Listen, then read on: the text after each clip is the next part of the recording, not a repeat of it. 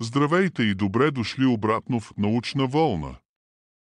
Аз съм водещият на канала и днес ще се потопим в загадъчния свят на черните дупки.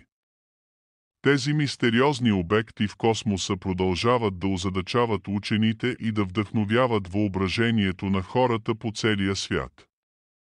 Ако сте нови тук, не забравяйте да се абонирате за канала, за да не пропускате нито едно от нашите увлекателни видеа. Какво е черна дупка? Черната дупка е регион в космоса, където гравитацията е толкова силна, че нищо, дори светлината, не може да избяга от нея. Всичко, което премине хоризонта на събитията, е обречено да бъде погълнато от сингулярността в центъра. Понятието черна дупка е въведено от физика Джон Уилър през 1967 година, но идеята за обекти с толкова силна гравитация съществува още от 18 век – образуване на черни дупки.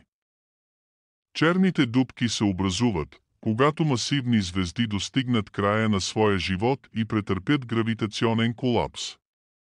Когато звездата изчерпи горивото си, тя се свива под собствената си гравитация, създавайки черна дупка. Има различни видове черни дупки, звездни масивни, свръхмасивни и дори миниатюрни черни дупки, които се различават по размер и маса. Какво се случва вътре в черна дупка? Въпреки че не можем да видим вътрешността на черна дупка, учените имат някои теории за това какво се случва там. Вътре в хоризонта на събитията времето и пространството се изкривяват до крайност.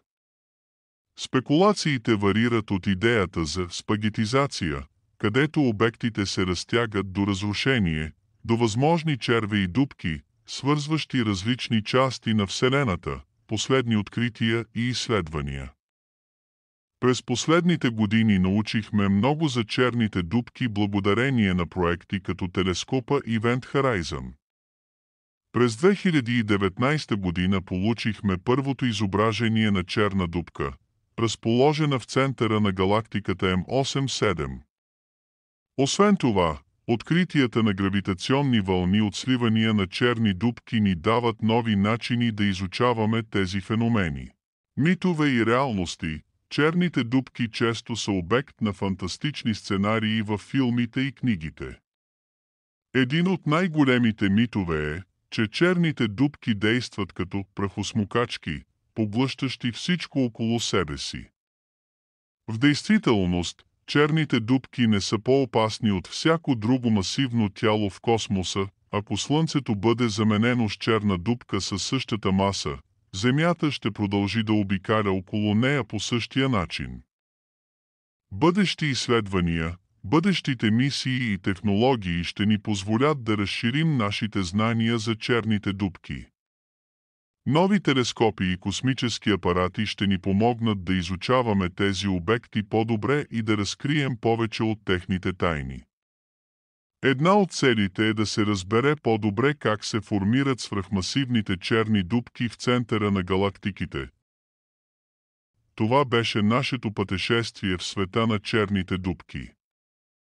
Надявам се, че научихте нещо ново и интересно. Ако ви хареса видеото, не забравяйте да се абонирате за Научна вълна и да харесате това видео за още такива интересни видеа. Благодарим ви, че бяхте с нас и до скоро!